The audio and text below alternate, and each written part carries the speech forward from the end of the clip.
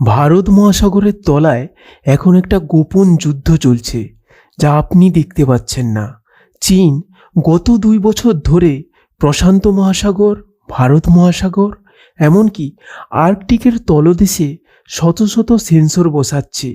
লক্ষ্য একটাই, সমুদ্রের নিচের সম্পূর্ণ মানচিত্র তৈরি করা। কিন্তু কেন? নৌ বিশেষজ্ঞরা বলছেন, সমুদ্রের তলার এই বিস্তারিত জ্ঞান ছাড়া সাবমেরিন যুদ্ধ সম্ভব নয়।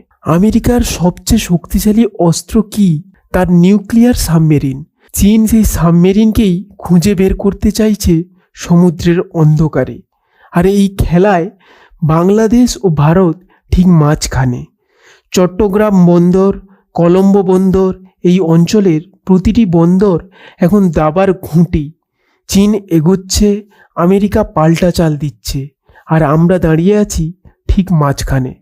প্রশ্ন হলো, সমুদ্রের নিচে যে যুদ্ধ শুরু হয়েছে তার আঁচ কি একদিন আমাদের উপরেও পড়বে?